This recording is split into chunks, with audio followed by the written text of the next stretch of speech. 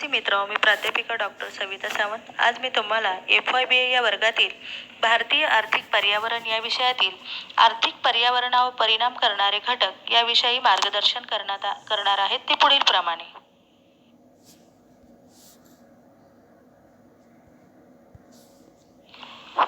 आर्थिक पर्यावरणावर परिणाम करणारे आर्थिक घटकांचा अभ्यास करण्या अगोदर आपण आर्थिक पर्यावरण म्हणजे काय ते लक्षात घेऊया. आधुनिक अर्थव्यवस्थांचे स्वरूप अत्यंत गुंतागुंतीचे झाले आहे. उत्पादन, विभाजन, विनिमय आणि उपभोग या व्यवहारांना आर्थिक व्यवहार असे म्हटले जाते. अर्थव्यवस्थेतील सर्व आर्थिक घटक या आर्थिक व्यवहारांशी निगडीत असतात.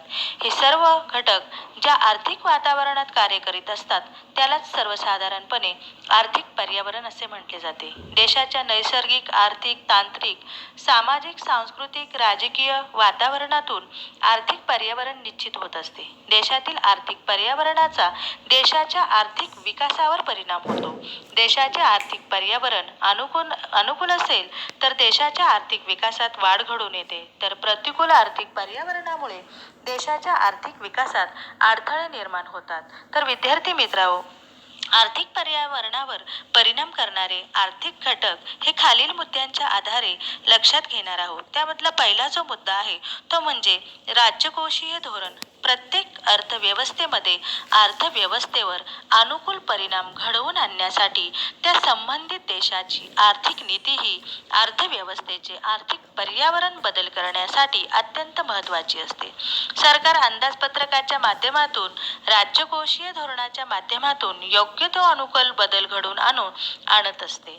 त्यानंतर आर्थिक पर्यावरणावर परिणाम करणारा दुसरा घटक तो म्हणजे चलनविषयक धोरण. प्रत्येक देशाच्या अर्थव्यवस्थेला आर्थिक दिशा देण्याचे काम त्या देशाची रिझर्व्ह बँक म्हणजेच मध्यवर्ती बँक करत असते. त्या देशाची मध्यवर्ती बँक करत असते. भारताची मध्यवर्ती बँक म्हणजे रिझर्व्ह बँक ऑफ इंडिया आहे. भारतामध्ये रिझर्व्ह बँक ऑफ इंडिया ही वेळोवेळी बदलत्या परिस्थितीनुसार बदलती धोरणे आखून अर्थव्यवस्थेवर अनुकूल परिणाम होण्याच्या दृष्टीने योग्य ते बदल करत असते. त्यामध्ये व्याजदर कमी जास्त करणे, उपभोगासाठी देण्यात येणाऱ्या कर्जाची सुलभता, बँकांना देण्यात येणारे कर्ज व त्यावरील व्याजदर या साधनाच्या साहाय्याने अर्थव्यवस्थेचे आर्थिक पर्यावरण अनुकूल करून आर्थिक विकास साध्य केला जातो. त्यानंतरचा तिसरा जो मुद्दा आहे तो म्हणजे देशात भांडवलाची उपलब्धता करून देणे. देशाच्या आर्थिक विकासास जबाबदार अशा शेती, उद्योग, सेवा क्षेत्र, मनुष्यबळाचा पुरेपूर वापर या घटकांसाठी अल्पकालीन व दीर्घकालीन भांडवलाची गरज असते. देशातील भांडवल पुरवण्याची स्थिती जर संबंधित घटकांना अनुकूल असेल तर अर्थव्यवस्थेचे आर्थिक पर्यावरण योग्य त्या दिशेने वाटचाल करते. देशातील उपलब्ध भांडवल हे देशातील उपलब्ध साधन सामग्रीला योग्य ती दिशा देण्याचे काम करत असते. स्थिर आणि गतिमान अशा घटकांना योग्य त्या दिशेने घेऊन जाण्याचे काम हे भांडवल करत असते.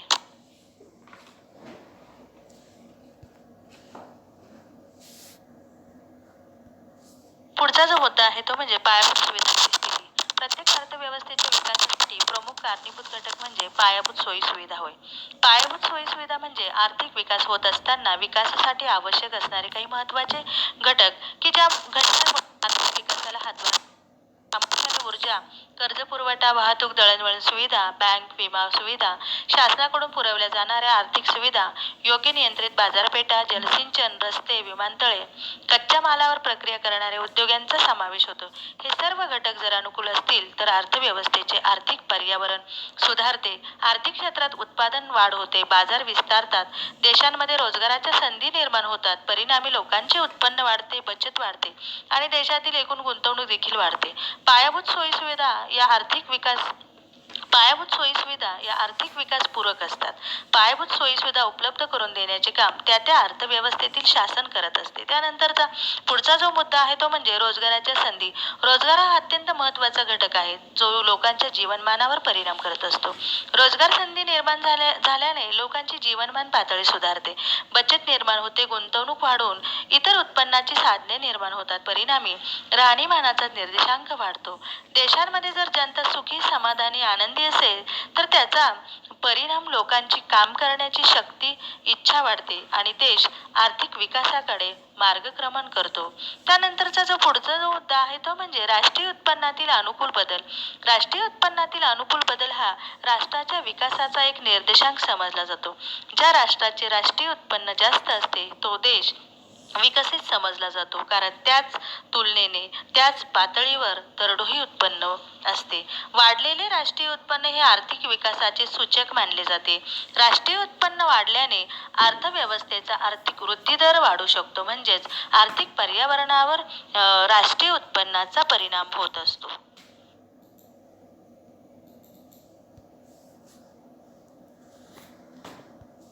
चा जो मुद्दा आहे तो म्हणजे जागतिक स्तरावरील देशाचे संबंध. देशाच्या आर्थिक विकासासाठी प्रत्येक देशाला आंतरराष्ट्रीय स्तरावर आपले संबंध प्रस्थापित करावे लागतात आणि त्यामुळे देशाचा विकास होण्यास मदत होते, कारण योग्य वेळी योग्य त्या वस्तू व सेवा आयात करणे व निर्यात करणे शक्य होते. जसे युद्धाच्या काळात शस्त्रे, दुष्काळामध्ये अन्नधान्य, आर्थिक अरिष्टाच्या काळात भूकंप, महापूर या काळात मदत होते. असे अनेक मुद्दे डोळ्यासमोर ठेवून एकमेकांना मदत करण्याचे काम देश एकमेकांना करत असतात. आर्थिक विकासाच्या दृष्टिकोनातून आधुनिक तंत्रज्ञान व त्याद्वारे अर्थव्यवस्थेचा विकास हे सुद्धा आंतरराष्ट्रीय संबंधावर अवलंबून असतात आणि त्यामुळे आर्थिक विकासाला चालना मिळते. यानंतरचा मुद्दा आहे शेती क्षेत्रातील गुंतवणूक. प्रत्येक अर्थव्यवस्थेमध्ये कृषी क्षेत्र हे अर्थव्यवस्थेच्या दृष्टीने महत्त्वाचे असते.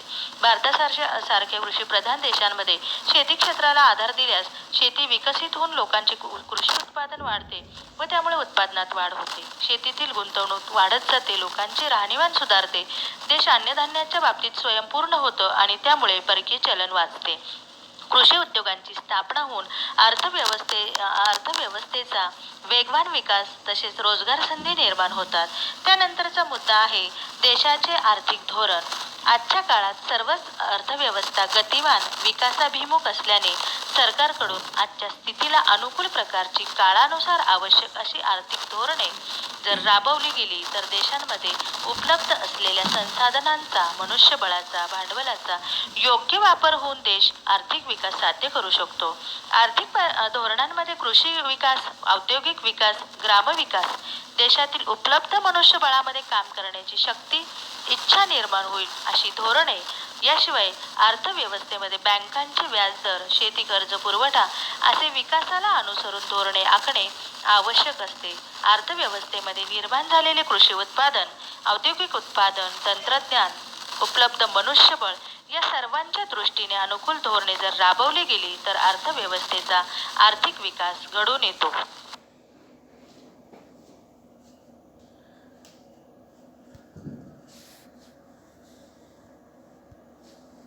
यानंतर आर्थिक पर्यावरणावर परिणाम करणारे राजकीय घटकांचा या ठिकाणी अभ्यास करणार आहोत. आर्थिक विकासावर परिणाम करणाऱ्या घटकांमध्ये या अर्थव्यवस्थेतील राजकीय घटक हे अत्यंत महत्त्वाची भूमिका बजावत असतात. आर्थिक विकास हा अनेक राजकीय घटकांवर अवलंबून असतो. ते पुढील प्रमाणे. त्यामध्ये पहिला मुद्दा आहे शासनाचे स्वरूप, प्रकार किंवा शासन पद्धती. अनेक देशातील अर्थव्यवस्था आपापल्या पद्धतीने कार्यरत असतात. त्यामध्ये हुकुमशाही, लोकशाही, राजेशाही यांचा समावेश होतो. या पद्धतीमध्ये अर्थव्यवस्थेवर आर्थिक बदल घडवून आणण्यासाठी त्या पद्धतीने प्रयत्न करण्यात येतात.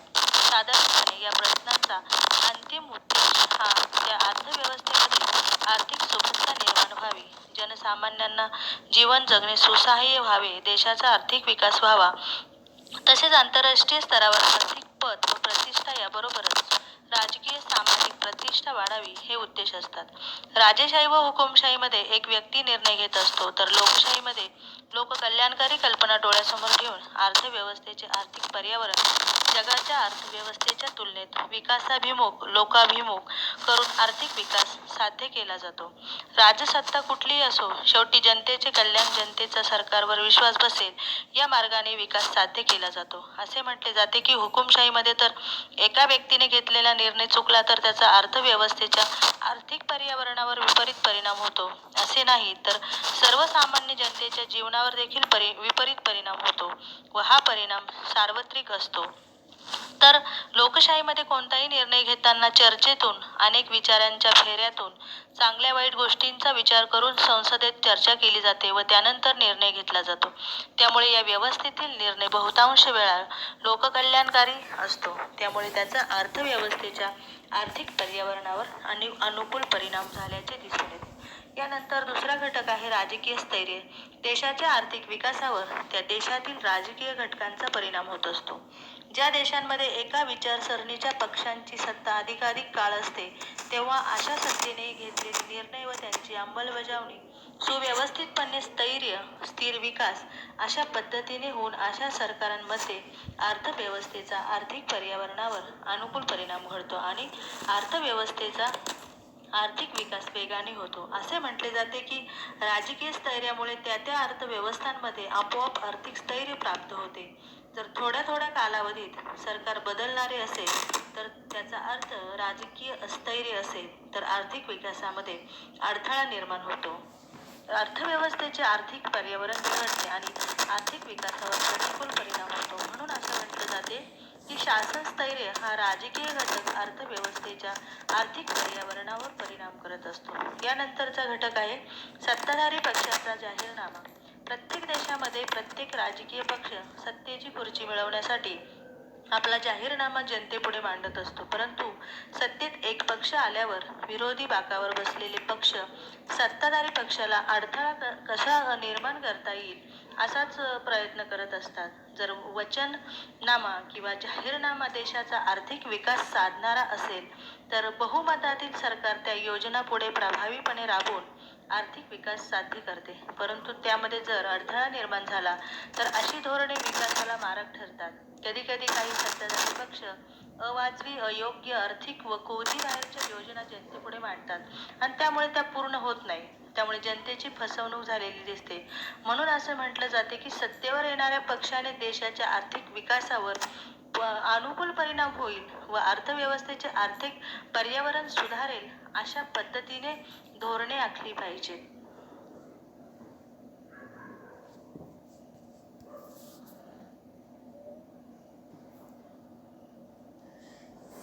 यानंतरचा मुद्दा आहे शासन व नोकरशाही यांच्यातील संबंध.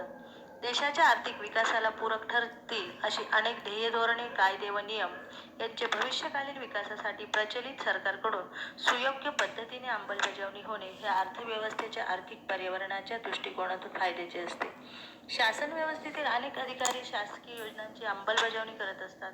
तसेच त्या प्रभावीपणे राबवून योग्य पद्धतीने सर्वसामान्य जनतेपर्यंत पोहोचवण्याचे कामही हे शासकीय अधिकारी करत असतात. परंतु बऱ्याच वेळा भ्रष्ट, कामचुकार काही अधिकारी योजनांची अंमलबजावणी न करताच त्या गुंडाळून ठेवतात. त्यामुळे जनतेपर्यंत पोहोचत नाही, शेवटपर्यंत अंमलबजावणी होत नाही आणि म्हणून त्या देशातील नोकरशाहीची भूमिका आणि कार्यक्षमता ही अर्थव्यवस्थेच्या आर्थिक पर्यावरणावर परिणाम करत असते.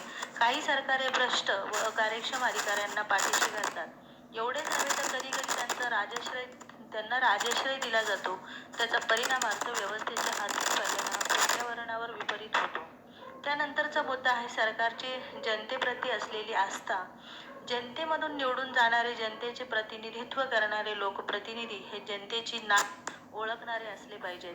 जनतेला काय हवे आहे याचा विचार करून बहुमताने मागणी असणाऱ्या योजना राबवणे महत्त्वाचे असते. देशातील आर्थिक पर्यावरणावर अनुकूल परिणाम घडवून आणण्यासाठी लोकप्रतिनिधी महत्त्वाची भूमिका बजावतात. अयोग्य धोरणांना विरोध करतात आणि म्हणून सरकारमध्ये असणारे लोकप्रतिनिधी जर जनतेची आस्था असणारे असतील तर आर्थिक विकास प्रक्रियेत महत्त्वपूर्ण योगदान देतात.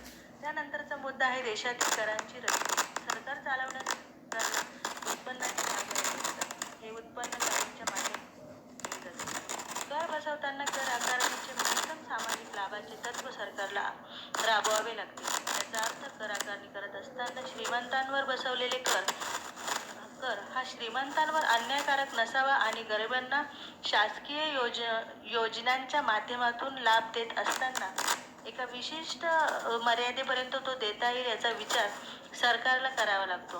कर आकारणी ही गरीब आणि श्रीमंतांमध्ये आर्थिक दरी निर्माण करणारी असू नये. याचा परिणाम अर्थव्यवस्थेला अनुकूल विकास, जनतेला जास्तीत जास्त लाभ आणि अशा कर रचनेमुळे जनतेचा सरकारवर विश्वास निर्माण होऊन देशांमध्ये शांतता सुव्यवस्था निर्माण होते व आर्थिक विकास साध्य होतो.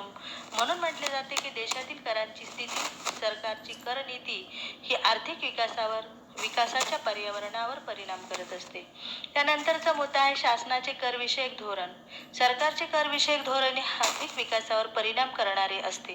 कर पद्धतीमध्ये कराचे महत्तम सामाजिक लाभतत्व हे सरकारला विचारात घ्यावे लागते. कर रचनेच्या अर्थव्यवस्थेत कधी अनुकूल तर कधी प्रतिकूल परिणाम होत असतात.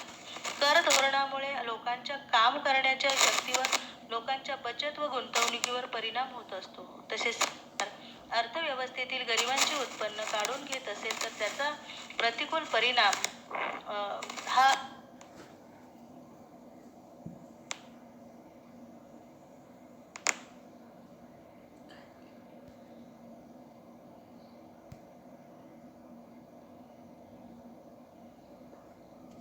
यानंतर आर्थिक पर्यावरणावर परिणाम करणारे घटकांचा या ठिकाणी आपण अभ्यास करणार आहोत. तंत्रज्ञान हा घटक प्रत्येक देशाच्या दृष्टीने महत्त्वपूर्ण भूमिका बजावत असतो. तंत्रज्ञानाचे पारंपरिक तंत्रज्ञान व आधुनिक तंत्रज्ञान हे दोन प्रकार आहेत. जे तंत्रज्ञान परंपरेने आत्मसात करून वापरले जाते त्यास पारंपरिक किंवा पुरातन तंत्रज्ञान म्हटले जाते. जर काळातील बदलाबरोबर वेगवेगळ्या क्षेत्रांमध्ये उत्पादन वाढविण्यास नवीन शोध, नवीन तंत्र, नवीन पद्धती यांचा वापर केला जातो त्यास आधुनिक तंत्रज्ञान म्हटले जाते. आर्थिक विकासाच्या प्रक्रियेमध्ये अर्थव्यवस्थेचे आर्थिक पर्यावरण अनुकूल स्वरूपाचे बनवण्यास तंत्रज्ञान अत्यंत महत्त्वाची भूमिका पार पडते. हे तंत्रज्ञान विषयक घटक अर्थव्यवस्थेमध्ये अनेक वेगवेगळे परिणाम करतात. हे परिणाम पुढील प्रमाणे आहेत. त्यामागचा पहिला मुद्दा आहे तंत्रज्ञान आणि उत्पादन क्षमता. तंत्रज्ञानामुळे उत्पादनामध्ये बदल घडून येत असतो. नवीन तंत्रज्ञान वापरल्याने जर मोठ्या प्रमाणात उत्पादनात वाढ होत असेल तर कमी खर्चातील उत्पादन मोठ्या प्रमाणात होऊन उत्पादित झालेले उत्पादन हे परकीय चलन मिळवून देत असते. परिणामी तो पैसा सरकारच्या तिजोरीमध्ये येतो. ही प्रक्रिया कायमस्वरूपी चालू राहिल्याने अर्थव्यवस्थेचा विकास तर होतोच, त्याचबरोबर अर्थव्यवस्थेचे आर्थिक पर्यावरण सुधारते. त्यानंतरचा घटक आहे तंत्रज्ञान स्वीकारण्याची लोकांची इच्छा. कुठलेही नवीन तंत्रज्ञान उदयास आल्यानंतर ते स्वीकारण्यास जनता तयार आहे किंवा नाही हे महत्त्वाचे असते. निर्माण झालेले नवीन तंत्रज्ञान लवकर स्वीकारले आणि त्यातून उत्पादनात वाढ घडवून आणली तर अर्थव्यवस्थेचे आर्थिक पर्यावरण सुधारते. जर ते स्वीकारण्यामध्ये वेळ गेला तर उत्पादन कमी होते. तंत्रज्ञान स्वीकारण्याचा विचार केल्यास जपान, इंग्लंड देशांमध्ये नवीन तंत्रज्ञानाचा वापर लवकर आत्मसात करून स्वीकारला जातो, तर भारतासारख्या देशात ते तंत्रज्ञान जनतेला माहिती करून देण्यास बराच वेळ लागतो. म्हणून जो देश लवकर तंत्रज्ञान स्वीकारते त्या देशाचा आर्थिक विकास वेगाने होतो. म्हणून तंत्रज्ञान स्वीकार्यता हा घटक आर्थिक पर्यावरणावर परिणाम करत असतो. त्यानंतरचा घटक आहे तंत्रज्ञान उपलब्धता व त्यासाठी उपलब्ध क्षेत्र. नवीन तंत्रज्ञान उपलब्ध झाल्याने ते तंत्रज्ञान जर वापरायचे असेल तर त्यासाठीचे वेगवेगळे क्षेत्र तसेच त्या क्षेत्रामध्ये तंत्रज्ञान वापरासाठी उपलब्धता असली पाहिजे, तरच त्या तंत्रज्ञानाचा वापर होऊ शकतो. तंत्रज्ञानाच्या वापरामुळे संधी निर्माण होणे व त्या संधीचा वापर करण्यासाठीची क्षमता निर्माण होऊन वापराशिवाय बाजूला राहिलेले क्षेत्र अर्थात नैसर्गिक संसाधने तसेच पडून असलेले भांडवल यांचा वापर करता येणे शक्य होते. म्हणून असे म्हटले जाते की नवीन तंत्रज्ञानाच्या वापरासाठी योग्य ते क्षेत्र उपलब्ध असणे किंवा त्यामध्ये तंत्रज्ञान वापरासाठी संधी असणे आवश्यक असते. त्यानंतरचा घटक आहे देशामध्ये संशोधन, नवीन तंत्रज्ञान आणि त्याच्या विकासासाठी सरकारकडून देण्यात येणारे प्रोत्साहन. काळाच्या ओघामध्ये नवनवीन तंत्रज्ञान विकसित होत असते. हे तंत्रज्ञान राष्ट्र विकासाचे प्रमुख साधन असते आणि त्यामुळे देशाचे एकूण उत्पादन वाढण्यास, रोजगार संधी निर्माण होण्यास मदत होते. हे सर्व अनुकूल परिणाम होत असले तरी त्यासाठी संबंधित देशामधील शासनाने प्रोत्साहन व पाठिंबा देऊन त्यामध्ये बदलत्या काळानुसार योग्य तो बदल करणे अपेक्षित असते. जर ही कामे सरकारने केली तर आधुनिक तंत्रज्ञानाचा फायदा देशाला होत असतो. म्हणून आधुनिक तंत्रज्ञानामुळे आणि सरकारच्या प्रोत्साहनामुळे आर्थिक पर्यावरण सुधारण्यास मदत होत असते. त्यानंतरचा मुद्दा आहे आधुनिक तंत्रज्ञानाच्या शिक्षण प्रशिक्षण सुविधांची उपलब्धता. कुठल्याही देशांमध्ये तंत्रज्ञानाचा वापर करण्यासाठी दर्जेदार शिक्षण प्रशिक्षण देणं गरजेचं असतं. उपलब्ध संबंधित तंत्रज्ञ, इंजिनियर व्यवस्थापक आणि त्यासाठी आवश्यक संसाधने या सर्वांना एकत्र करून शिक्षण संस्थेच्या मार्फत दर्जेदार, टिकाऊ, गुणवत्तापूर्ण, सर्वव्यापी सरळ उत्पादन वाढवण्यासाठी योग्य ती सेवा देण्यासाठी गुणवत्तापूर्ण मनुष्यबळाची उपलब्धता करून देणे सरकारचे किंवा व्यवस्थेचे काम असते आणि की ज्यामुळे अर्थव्यवस्थेवर अपेक्षित अनुकूल परिणाम होतो.